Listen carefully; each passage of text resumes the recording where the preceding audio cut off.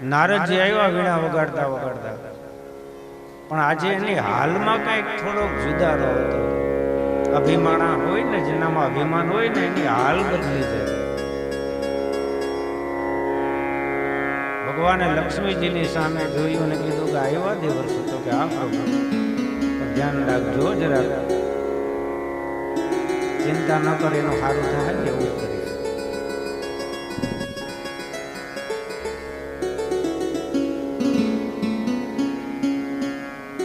અને આવીને જય જયકાર કરી અને કહ્યું, પ્રભુ આપના આશીર્વાદથી મેં કામદેવને જીતી લીધો. હવે કામદેવ કોણ છે? એનો જ દીકરો છે. જગતમાં કોઈ ન દેખાય, તમે કામદેવને જીતી લીધો. ઓહો, ખરેખર તમે વંદનને પાત્ર છો. કોઈ દી આપણા વખાણ ન કરે, કોઈ દી આપણી પ્રશંસા ન કરે, અને કોઈ દી આપણને પગે ન લાગે ને જય શ્રી કૃષ્ણ ન કરે, અને એ દિવસમાં 3 વાર જય શ્રી કૃષ્ણ કરે ને પગે લાગે ને, એટલે સમજી લેવું કે દાળમાં કંઈક કાળું છે. નમન નમન મેં ફેર હે, નમન નમન મેં ફેર હે, બહુત નમે નાદાન.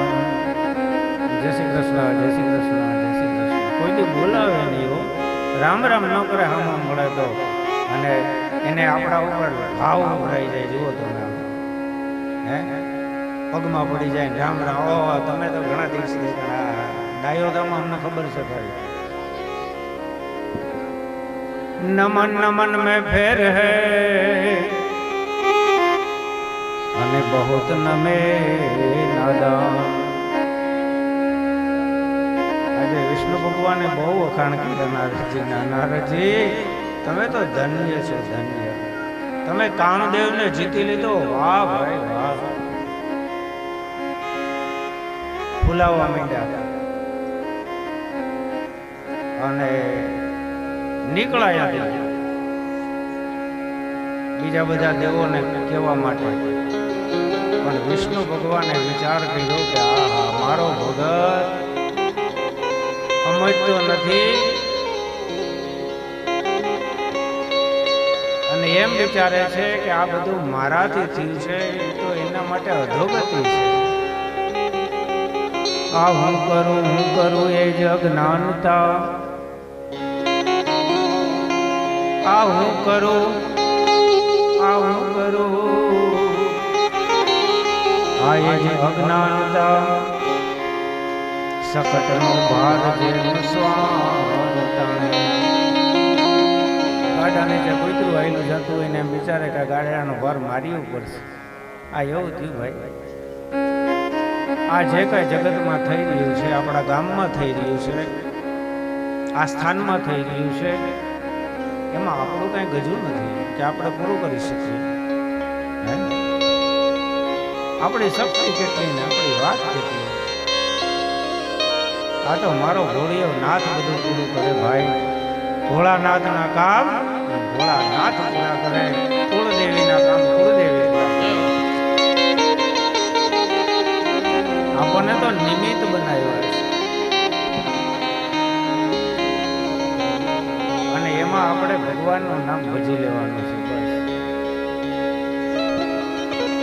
એક ઘડી આધી મેં પુનિયાદ, તુલસી સંગત સંત કી કટે કોટી અપરાધ. એક ભગવાને આપણને એક નાનો એવો મોકો આપ્યો છે. બસ એને પકડી લ્યો. સત્સંગ કરો, ભગવત સ્મરણ કરો, કાન દ્વારા શ્રવણ કરી હૃદયમાં ઉતારો ને પછી જીવનમાં ઉતારો. જુઓ પરિવર્તન કેમ ન આવે. ઘરમાં કોઈથી મહારોગ ન થાય. નાની નાની બીમારીઓનું હું નથી કહેતો. પછી કોકને તાવ આવે ને તો એ મને ફોન કરે, તમે કથામાં કહેતા હતા ને, કથા સાંભળીએ તો કઈ બીમારી ન આવે. અમારા ગગાને તાવ આવ્યો. હા, નાની નાની બીમારીઓ નહીં. તો છાશનું ગોળવું વધારે પી ગયા હોય તો તૂટીઓ વળી જાય. પણ એક વસ્તુ તો તમને કહી દઉં, મહારોગ કોઈ દી ન આવે. અસાધ્ય રોગ કોઈ દિવસ ન થાય. આપણી બુદ્ધિ કોઈ દી બગડે નહીં. અને આપણા દેવી દેવતાઓ, આપણી કુળદેવી, આપણા કુળના સુરાપુરા અને આપણા ગામના ગ્રામ્ય દેવતાઓ આપણા ઉપર સદાય માટે પ્રસન્ન રહી. આ છે આ કર્મનું ફળ.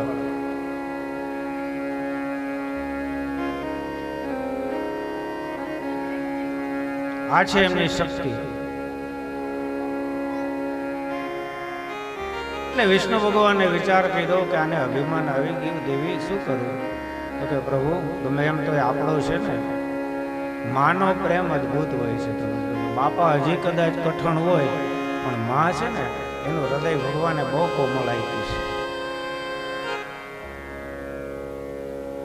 એટલે તો કાકા બાપુએ કાગવાણીમાં લખેલું, મોઢે બોલું માન પછી હાજે જ્ઞાન પણ સાંભળે, અને પછી મોટા બધાની મજા મને કડવી લાગે કાગડા, મોટા કરીને માથે આજ તારા ખોળાથી અગલા પીરા, એ ખોળો ખંદવા પાછા નાનકા કરને કાગડા.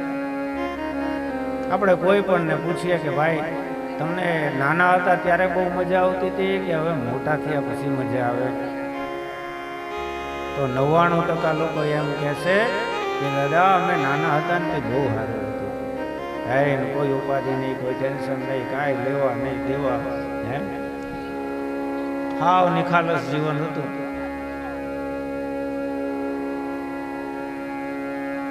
હવે મોટા થયા અને કઠણાઈ થઈ.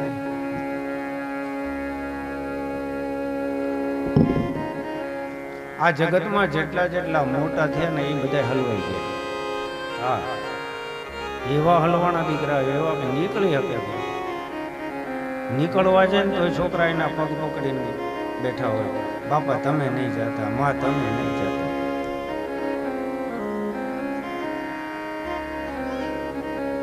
એક મોટા થયા અને દુઃખ થયું, અને એક ખિસ્સા કર્યા ને દરજીઓએ ત્યારથી દુઃખ થયું. આમાં દરજી બેઠા ને કોઈ પછી કાલથી પાછા એ શિવશે તો કોઈના ખિસ્સા નહીં કરે. અરે વાહ, ખિસ્સા કરજો મોટા મોટા આવડા ઠેડીના હાથા અમાય છે એવડા. એટલે વિષ્ણુ ભગવાને વિચાર કર્યો ને કીધું દેવી ગમે એમ તો આપણો ભક્ત છે તો આપણે એનું સારું જ કરશું. અને વૈકુંઠમાં બેઠા વિષ્ણુએ ધ્યાન કર્યું કૈલાસ પર્વત ઉપર ભગવાન ભોળિયાનાથ. ભોળાનાથને કીધું કે આ ગાડી ચૂકી ગયો લાગે છે. ભોળાનાથે બ્રહ્માજીને લાઈન લગાડી. બ્રહ્માજીએ કીધું બરોબર છે, એ રસ્તો ચૂકી ગયો, એને ઠેકાણે લઈ આવો. એટલે વિષ્ણુ ભગવાને માયાની રચના કરી, માયાપુરી નામની નગરી બનાવી. એવું આયોજન કર્યું. વિષ્ણુની માયામાં તો શું કહેવાનું હોય. એટલી સુંદર નગરી, એટલો વૈભવ, એટલી સુખ સાહેબી. અને નારદજી આ માયા નગરી જોઈ, લીલા તોરણો બાંધેલા હતા દરવાજામાં, ખેલના થાંભલાઓ રોપવામાં આવ્યા હતા. નારદજીને થયું કે આ નગરની અંદર કઈક ઉત્સવ લાગે, લાવ મને જવા દે. અને નારદજીએ માયાપુરીમાં પ્રવેશ કર્યો. આ તો વિષ્ણુની માયા હતી.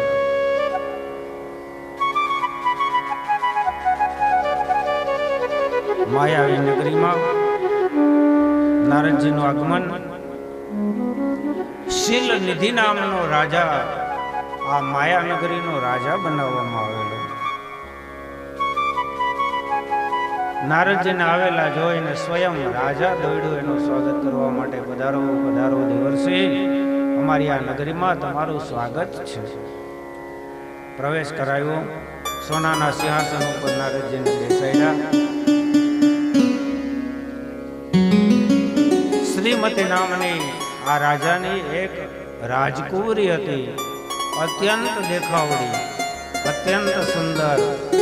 જાણે સુંદરતાનો ખજાનો ન હોય એવી આ કન્યા.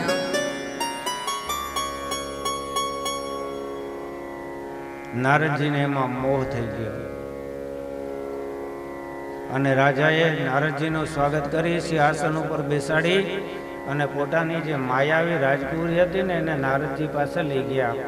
અને રાજાએ કીધું, બાબા તમે તો સંત છો, આ મારી દીકરીનું તમે ભવિષ્ય જુઓ. નારદજી કે આ મોકો બરોબર છે.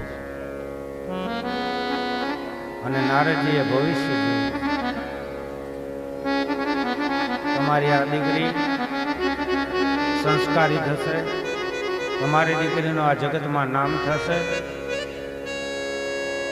તમારી દીકરી ખૂબ સારા શ્રીમંત ઘરની અંદર, અને ક્યાંય પણ એને જવું હોય તો પરવાનગી ન લેવી પડે એવા પુરુષની હારે આ તમારી દીકરીના લગ્ન થશે. અને જેની હારે લગ્ન થશે ને એ નારાયણનો મહાન ભક્ત હશે. એટલે એ પોતે પોતાનું ચોકઠું ફીટ કર્યું. બોલો. એટલે કીધું કે વાંઢાઓને જોવા ન મોકલાય, એનું ગોઠવી લો.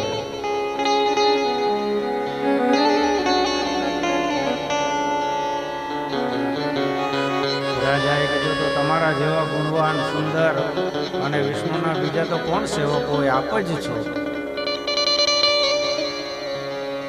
તમે જો રાજી હોય તો મારી દીકરીનો હાથ તમારા હાથમાં આપું. નારદજી શરમાઈ ગયા. હજી હમણાં તો મહાદેવને કહેતા હતા કે મેં કામદેવને જીતો, વિષ્ણુને કહેતા હતા મેં કામદેવને જીતો, અને લગ્નની વાત આવે ને ત્યાં મહિલા હકુરાવા.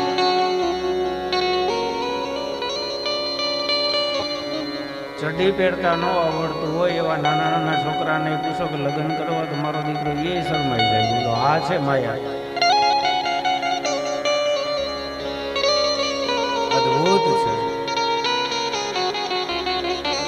એમાં તો વિષ્ણુની માયા. માયા મોટી નાગણી કેવી છે?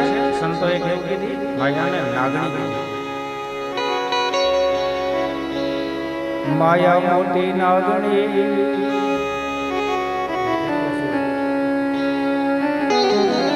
એ બચાય ના ખાય, એમાં જો કોઈ ઉજરે તો મોટો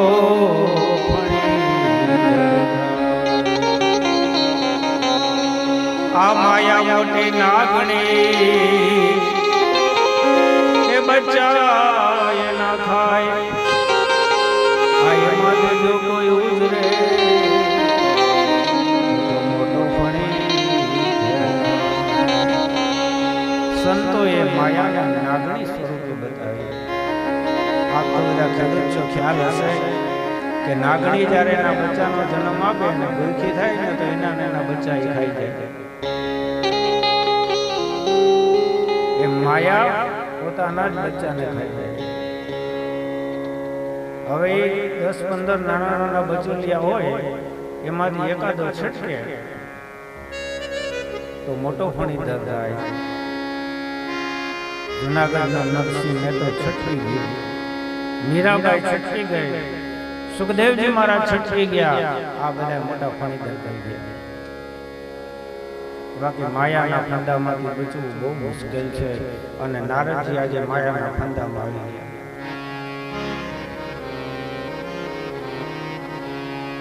હવે પ્રશ્ન એ થતો હતો કે નારદજીએ વિચાર કર્યો કે લગ્ન તો કરવું પણ મારું મોઢું બરોબર નથી, મારી પાસે રૂપ નથી. જેની પાસે જ્ઞાન હોય ને એની પાસે રૂપ ન હોય, ને રૂપ હોય એની પાસે જ્ઞાન ન હોય. કાંઈક તો ઘટે. એટલે રૂપ માગવા માટે પાછા વિષ્ણુ પાસે માણસ વિમાન આવી જાય ને પછી એને હારા હાર ને પછી એને ભાન ન રહે કે હમણાં તો શિખામણ આપીને મોકલ્યા હતા પાછા અહીંયા. નારદજી ઝડપથી આવતા જોઈ અને ભગવાને લક્ષ્મીજીની સામે જોઈને કીધું કે આવ્યો દીકરો. તો કે હા સારું કરજો એનું. તો કે ચિંતા ન કર, આવીને હાથ જોડીને કીધું પ્રભુ હું તમારો મહાન ભક્ત છું ને. તો કે હા નારદજી એમાં કઈ ઘટે નહીં. તો એક કામ કરો, મેં કોઈ દી તમારી પાસે કઈ માગ્યું નથી, આજે માગું છું તમારું રૂપ મને અઠવાડિયું દિવસનું આપો. ભગવાને કીધું નારદજી મારા રૂપને તમારે શું કરવું છે? તો કે એ બધી પછી વાત, પેલા તમે આપો. અને મરક મરક મરક મરક મીંડા હસવા વિષ્ણુ અને કીધું કે જા કથા મારું રૂપ તને આપું. પણ વિષ્ણુ ભગવાને એક લીલા કરી, આખું શરીર તો એને પોતાના જેવું નારદજીને આપ્યું, પણ એનું મોઢું હતું ને એ વાંદરાનું રાખ્યું. અને મલકતા મલકતા મલકતા ગયા માયાનગરીમાં. નારદજીને આવેલા જોઈ સ્વાગત કર્યું, પણ મોઢું જોઈ અને બધા મીંડા આઘા પાછા થવા. નારદજી વિચાર કરે પહેલા તો બધા મારું સ્વાગત કર્યું, હવે બધા ભાગવા કેમ મીંડા? પૂછ્યું નારદજી તમે બધા કેમ ભાગો? કે પેલા તારું મોઢું જોયું પછી લગ્ન કરવાની વાત કરજે. માયા આવી આવે અને પાણીમાં પ્રતિબિંબ જોયું નારદજીએ, તો વાંદરાનું મોઢું જોઈ અને નારદજી ક્રોધમાં આવી ગયા. કે મારી યારે છળકપટ કર્યું છે, મારી યારે દગો કર્યો છે, હું તો તારો રૂપ લેવા આવ્યો છું, પણ ત્યાં મને વાંદરાનું રૂપ આપ્યું. જાઓ શ્રાપ આપું છું કે ત્રેતા યુગની અંદર તો રામ અવતાર ધારણ કરે છે, જ્યારે વાંદરા હોય તારી મદદ.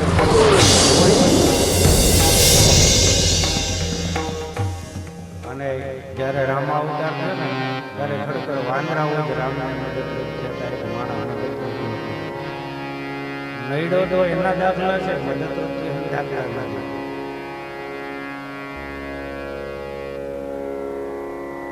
અને વિષ્ણુ ભગવાને પોતાની માયા જે સંકેલી અને નારદજી મૂળ સ્થિતિમાં આવ્યા ત્યારે ભાન થયું, ઓહો હું તો આ વિષ્ણુની બ્રહ્માની મહાદેવની માયાની અંદર ફસાયેલો હતો. એટલે મહામુનિ સુત પુરાણીજી કહે છે કે આ ત્રણેય ત્રિદેવની માયા એનો અનુભવ એ તો નારદજીએ કર્યો છે. એવી છે આ ત્રણેય દેવોની માયા.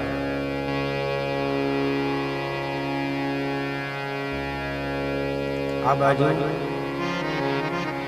વિષ્ણુની ઉત્પત્તિની કથા પણ બતાવી.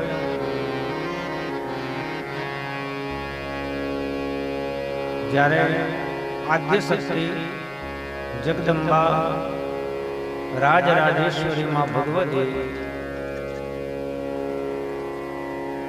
જેને આપણે આદ્ય શક્તિ કહીએ છીએ, નવરાત્રિ હોય તો એમાં આપણે માતાજીની આરતી બોલે ને, જય આદ્ય શક્તિ. એ કોણ છે? આદ્ય શક્તિ છે. અને એમાંથી બ્રહ્મા વિષ્ણુ અને મહાદેવ પ્રગટ થયા. પછી અણુએ અણુમાં આ શક્તિ વ્યાપ્ત થઈ છે.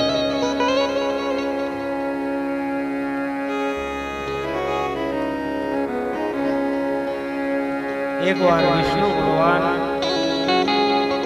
ક્ષીરસાગરની અંદર યોગ નિદ્રામાં સૂતા છે.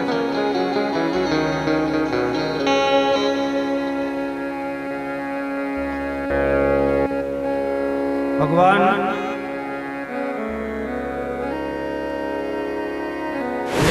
સ્વરૂપ કેવું છે?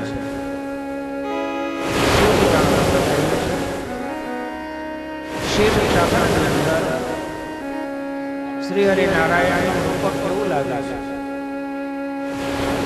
શાંતાકારમ ભુજગ શયનમ પદ્મનાભમ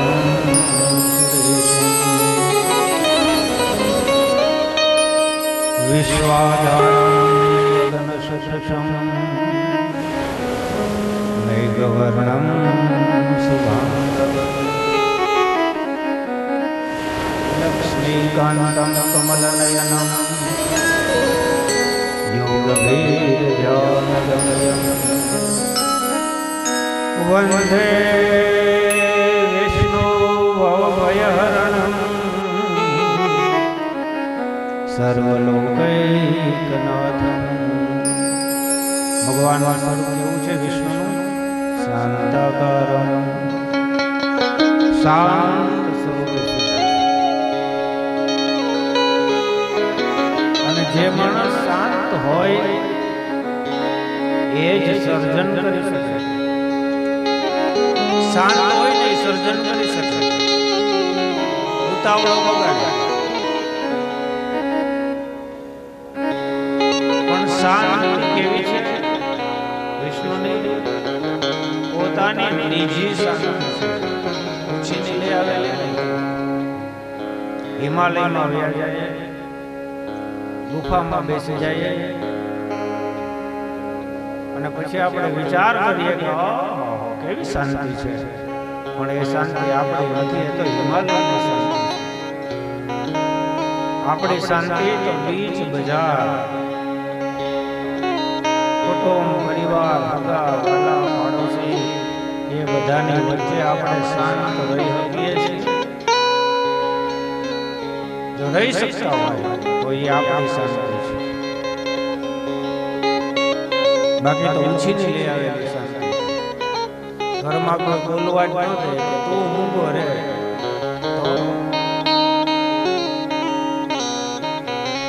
અને આપણે મૂંગા થઈ જાય ને પછી કે બહુ શાંતિ, હો બહુ શાંતિ. શાંતિ નીકળાય એમ આવી.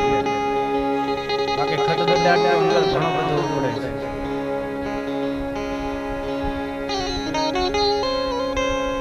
પણ આજે વિષ્ણુ ભગવાનનું શાંત સ્વરૂપ છે એ પોતાનું છે. ખબર કેમ પડે કે આપણું છે કે ઉછીનું લઈ આવેલું છે? તમે વિષ્ણુ ભગવાનનું ચરિત્ર જુઓ આ શ્લોકમાં. શાંતાકારમ ભુંજગ શયનમ. હા, ભગવાન સેના ઉપર પથારી કરીને સુતા શેષ નારાયણ. તો સર્પ હોય ને બહુ ચંચળ હોય અને છતાં ભગવાન શાંતાકારમ.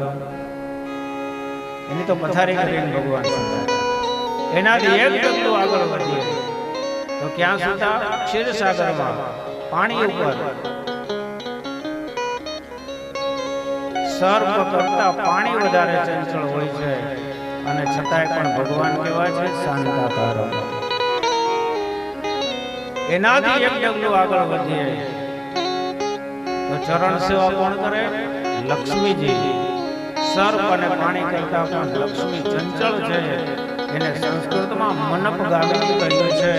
મન આવેગ વાળી છે. આવે ને જાય ખબર નથી. એની પાસે તો અખિલ બ્રહ્માંડનો નાથ ચરણ સેવા કરાવે છે અને છતાંય શાંતાકારમ. આપણી પાસે કઈ હોય નહીં, 5 પૈસા થઈ જાય ને એટલે ફદફદવા મળીએ. ખબર પડી જાય કે ભાઈ ની પાસે માલ આવી ગયો લાગે છે. આખા ગામને ખબર પડે. લક્ષ્મી તો વાણિયા એ ભાઈ સાચવેલી છે. ખબર ન પડે. એનો પેટ જાણીને તમે જાઓ નહીં. એની પાસેથી શીખવા જેવું છે. વાણિયાના ઘરની પાસે રહેવા જેવું છે. વાણિયાના દીકરા દોસ્તી કરવા જેવું છે. હા, બહુ મજા, બહુ મજા. મને એ લોકો એટલા માટે ગમે કે એની વાણી બહુ મીઠી છે. તમે ગમે એવું બોલો ને તો એ કોઈ દિવસ તમારો વિરોધ નહીં કરે. એને કરશે. આપણે એમ દુકાન જઈને કે આજ તો અમારા ભેગુએ ધોવા ન દીધું હોય, એ આજે નહીં દે, કાલ દે, તું મૂંઝા. એવો મીઠો જવાબ આપશે તમને કે તમને ગલગલિયા થવા માટે. આ ગુણ એની પાસે જાણવા જાય છે. ડાયો અને લક્ષ્મી એને વરેલી છે. આપણી પાસે થોડાક થાય ને પછી હાથમાં ન રહે. ખબર પડી જ જાય આડોશી પડોશીને કે ભાઈ પાસે માલ આવી ગયો. લક્ષ્મી તો એક જ સાચવી શકે અને એ છે મારો નારાયણ. જે શાંત હોય એ સર્જન કરી શકે. એટલે શ્રી હરિ નારાયણે જગતનું સર્જન કરવાની ઈચ્છા થઈ ત્યારે એની નાભીમાંથી એક સહસ્ત્રદળ કમળ પ્રગટ થયું અને કમળની અંદર બ્રહ્માજીનો પ્રાદુર્ભાવ થયો. બ્રહ્મા એટલે જ્ઞાન, બ્રહ્મા એટલે જ્ઞાન. જ્ઞાન વગર સર્જન થાય નહીં.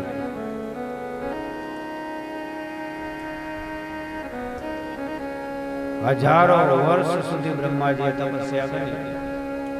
કમળના દાંડલીમાં અંદર નીચે જોવા ગયા કે આ ક્યાંથી શરૂ થયું, આવ્યું ક્યાંથી, હું કોણ, હું ક્યાંથી આવ્યો, મને કોણે પ્રગટ કર્યો, આનો છેડો ક્યાં? અને બ્રહ્માજી નીચે મીડા જવા હજારો વર્ષ સુધી નીચે ગયા ને એનું તળિયું મળ્યું નહીં. આ દુનિયામાં અમુક એવી વસ્તુઓ છે કે એના તળિયા ગોતવા ન જવાય બાપ. એના તળિયા મળે નહીં.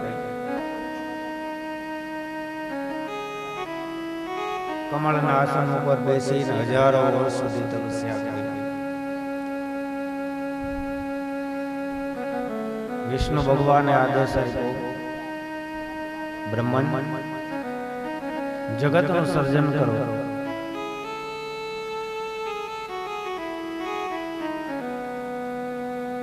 બ્રહ્માજીએ કહ્યું, પ્રભુ સર્જન તો કરું, પણ મને કદાચ એવું અભિમાન આવી જાય ભવિષ્યમાં કે આ જગત આખાનો બાપ હું છું, એનો સર્જન કરતા હું છું, તો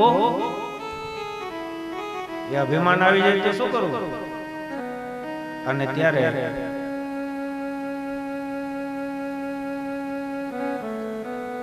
બ્રહ્માજીને મહાદેવે ચતુર્શ્લોકી ભાગવત આપ્યો છે. આપણે ત્યારે બ્રહ્માજીના ફોટા જોઈએ ને એમાં હાથમાં પુસ્તક હોય ને એ શું છે? ચતુર્શ્લોકી ભાગવત છે. આ ચતુર્શ્લોકી ભાગવતમાં તમે પાઠ કરજો, તમને જીવનમાં ક્યારેય અભિમાન નહીં આવે. આપણને પણ બહુ અભિમાન આવતું હોય ને કંટ્રોલ ન થતું હોય તો ભાગવતના જે પાઠ છે ને એ કરજો. ચતુર્શ્લોકી ભાગવત 4 શ્લોકનો પાઠ રોજ કરવાથી અભિમાન દૂર થશે. કોઈને તાકાતનું અભિમાન, કોઈને પૈસાનું અભિમાન, કોઈને રૂપનું અભિમાન, કોઈને સંપત્તિનું અભિમાન આ પાઠ કરવાથી દૂર થાય છે. અને હવે કોઈ પણનો જન્મ થાય એટલે પ્રથમ તો એનું આયુષ્ય નક્કી કરવામાં આવે. બ્રહ્માજીનો જન્મ થયો એટલે દેવોએ ભેગા થઈ બ્રહ્માજીનું આયુષ્ય નક્કી કર્યું કે બ્રહ્માજીને કેટલા વર્ષ? તો કે ભાઈ બ્રહ્માના 100 વર્ષ. બ્રહ્માજીના 100 વર્ષ બસ? તો કે સાંભળો, બ્રહ્માના 100 વર્ષ એ આપણા મનુષ્ય જેવા નહીં. સતયુગ, દ્વાપરયુગ, ત્રેતાયુગ અને કળિયુગ 4 યુગ જ્યારે પૂરા થાય ત્યારે બ્રહ્માનો 1 દિવસ પૂરો થાય.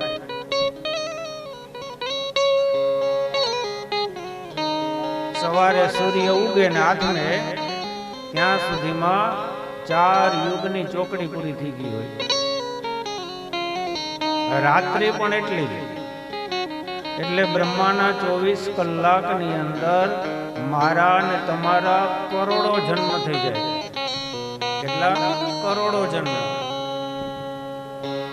ખાલી કળિયુગનું જો માપ કહું તમને તો 4,32,000 વર્ષનો કળિયુગ છે.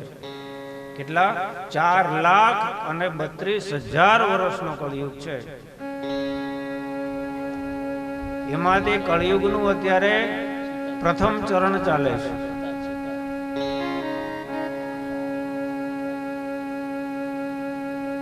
એક 1,80,000 વર્ષનું લગભગ હું ભૂલતો ન હોય તો એક ચરણ છે કળિયુગનું.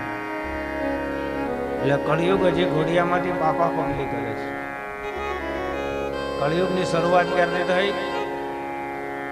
ભગવાન કૃષ્ણ જ્યારે સ્વધામમાં પધાર્યા, પાંડવો હિમાલયમાં હાડ ગાળવા ગયા અને એનો દીકરો પરીક્ષિત જ્યારે રાજગાદી ઉપર આવ્યો ત્યારે કળિયુગનું આગમન થઈ ગયું. કૃષ્ણ સ્વધામમાં ગયા પછી એટલે કળિયુગને 5,500 વર્ષ થયા એમ કહી શકાય. જાજો સમય નથી ગયો. કેટલો? 5,500 વર્ષ જ ગયા છે. એનું પ્રમાણ આપણે ઘણીવાર બોલીએ છીએ, બીજાને કહીએ છીએ, પણ સમજતા નથી. આપણને કંઈક તકલીફ હોય ઘરમાં, વેપારમાં, સમાજમાં, તો ગોરબાપા પાસે જઈ અને જોશ જોવડાવીએ. ગોરબાપા કહે એકાદું સારું સત્કર્મ કરી નાખો, પિતૃકર્મ કરી નાખો. બાપા એ કરવાથી શું થાય કે તમારી 71 પેઢી તરી જાય. શું કે ગોરબાપા? શું કે તમારી 71 પેઢી તરી જાય. 71 પેઢી શું કામ? 70 નહીં, 72 નહીં, 75 નહીં, 100 નહીં, 71 પેઢી શું કામ? એમાં જ આ રહસ્ય છુપાયેલું છે. એક પેઢીના 100 વર્ષ ગણવો તો કેટલા વર્ષ થાય? તો કૃષ્ણ એ 5,500 વર્ષ પહેલા, કળિયુગના આગમન પહેલા પોતાના નિજ ધામમાં ચાલ્યા ગયા. એટલે આપણે અત્યારે જીવીએ છીએ, જીવ માત્ર એની 71મી પેઢી કૃષ્ણની હારે હશે, એમાં કોઈ શંકાને સ્થાન નથી. આપણા 71મી પેઢીએ દાદાએ કૃષ્ણને જોયા હશે. એવું બને તમે તો ગોવાળિયા છો ભાઈ, એટલે કનૈયાની હારે તમે રમતાય હોય.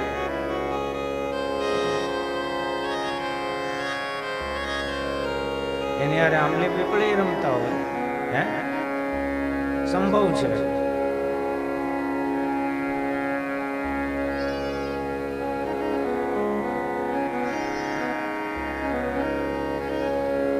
એટલે બ્રહ્માજીનું આયુષ્ય નક્કી કરવામાં આવ્યું 100 વર્ષ. અને બ્રહ્માજીએ આ સૃષ્ટિની રચના કરી. બ્રહ્માજીના 50 વર્ષ અત્યારે પૂર્ણ થઈ ગયા છે. બ્રહ્માજીનું અત્યારે 51મું વર્ષ ચાલે છે. 51મા વર્ષના પહેલા જ દિવસે અત્યારે શ્વેતવારાહ નામનો કલ્પ ચાલે છે. વૈવસ્ત નામનો મનુ ચાલે છે. કળિયુગનું રાજ્યમાં કળિયુગનું પ્રથમ ચરણ ચાલે છે. 28મો આ કળિયુગ આવેલો છે. હું ને તમે આ રીતે 28મી વખત ભેગા થયેલા છે. યુગે યુગે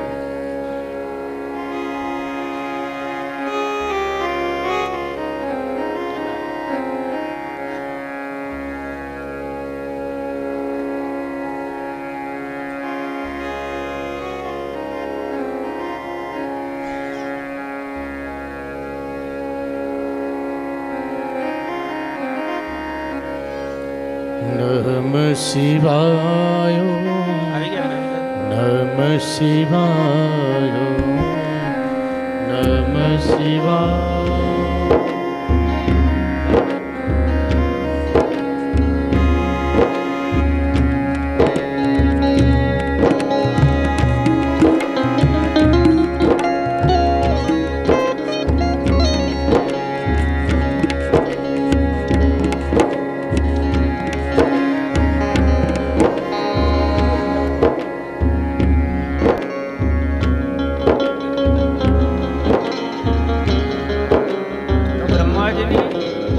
અદ્ભુત સૃષ્ટિમાં હું તમે 28મી વખત અહીંયા ભેગા થયા.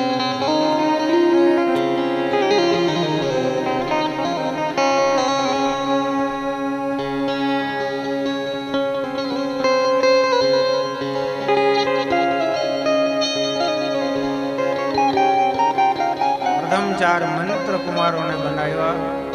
સનક, સનંદન, સનાતન અને સનત કુમાર. આ 4 પુત્રો છે નિવૃત્તિ માર્ગે ગયા. પછી બ્રહ્માજીએ બીજા 10 પુત્રોને ઉત્પન્ન કર્યા. એ મારા અને તમારા અને આખા જગતના આદિ પિતા માનવામાં આવે છે.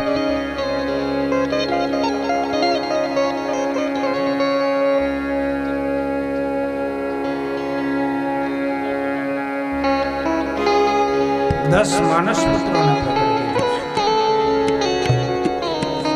આંખમાંથી અગ્નિ ઉત્પન્ન કર્યા છે.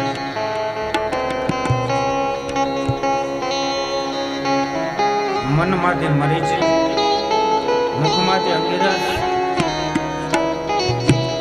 કાનમાંથી પુલત્સ, નાભીમાંથી તુલક, ભૃગુ, વશિષ્ઠ, દક્ષ અને ખોળામાંથી નારદજીને પ્રગટ કર્યા બ્રહ્માજીએ દસેય માણસ પુત્રોએ રહેવા માટે સ્થાનની માગણી કરી અને ભગવાને શુક્ર વારાહનું સ્વરૂપ ધારણ કરી અને જળમાંથી પૃથ્વીનો ઉદ્ધાર કરી અને સ્થાપિત કરી અને દેવતાઓએ જય જયકાર કર્યો છે. બોલીએ વારા નારાયણ ભગવાન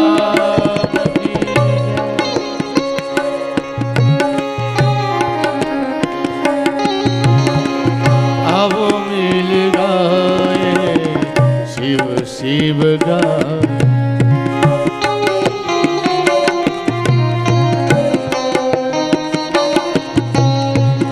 આવો મિલ ગાય શિવ શિવ ગાય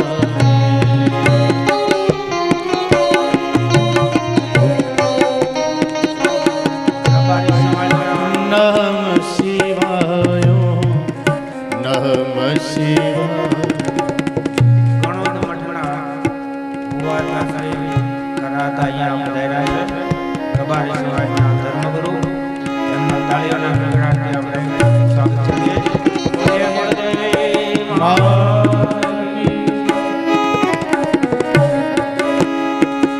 યા દેવી સર્વભૂતેષુ મા ગાત્રારૂપેણ સંસ્થિતા નમસ્તસ્યે નમસ્તસ્યે નમસ્તસ્યે નમો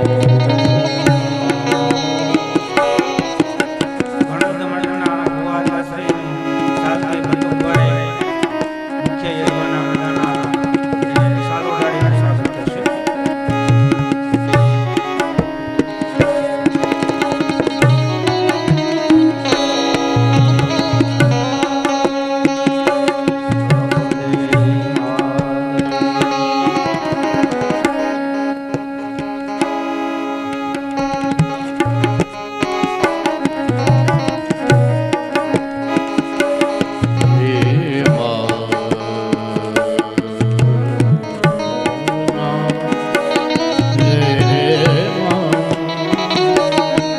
હે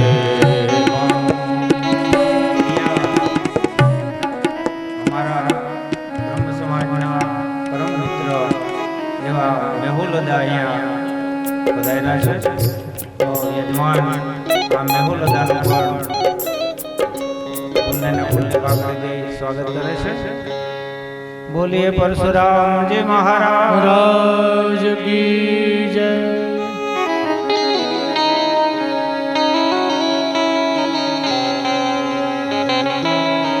ઘડીક વાર ધૂન બોલાવો 5 મિનિટ. 5 મિનિટ માટે કથાને વિરામ આપું છું.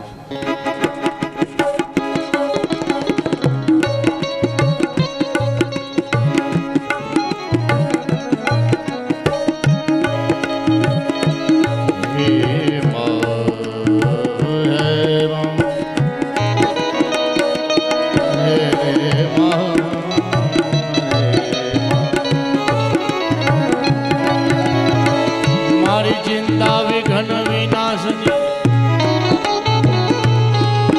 મારી ચિંતા વિઘ્ન વિનાશની કમલા હંસની સભા વિશ્વહતી હંસવાહિની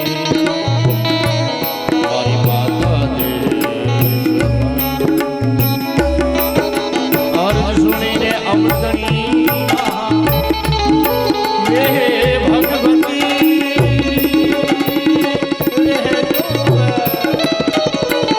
દૈત્ય વિદાર દેજો હે મારી માં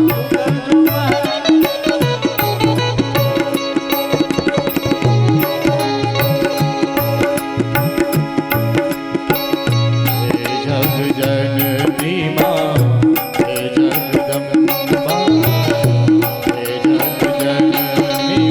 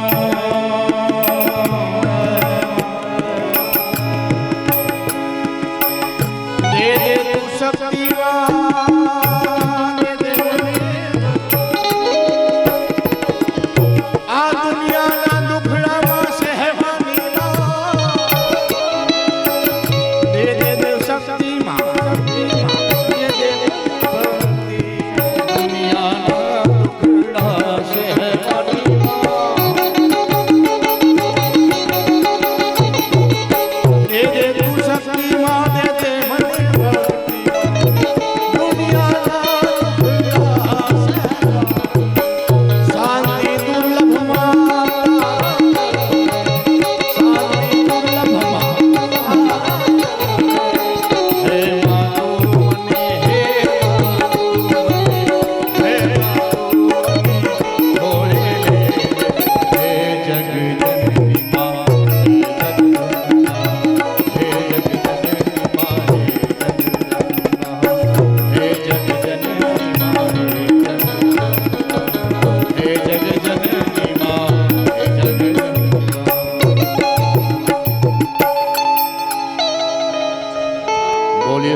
ભોલેનાથ મહાદેવ કી જય.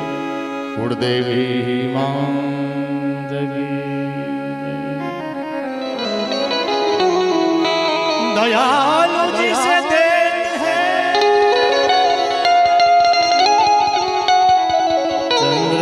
चंद्रमौली फल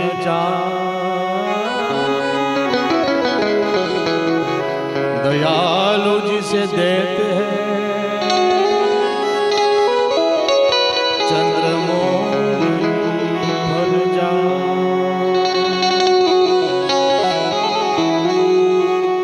ओ कैलाश के निवासी नमो बार बार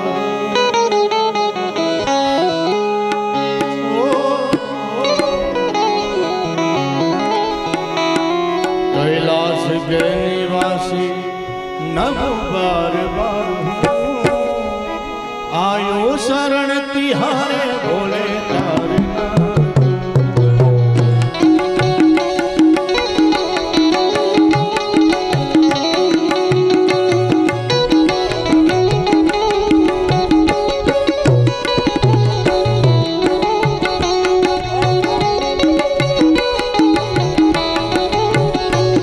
कैलाश के निवासी नमो बार बार हूँ नमो बार बार हूँ कैलाश के निवासी नमो बार बार हूँ नमो बार बार हूँ आयो शरण तिहारे बोले तारे आयो शरण तिहारे बोले तारे कैलाश के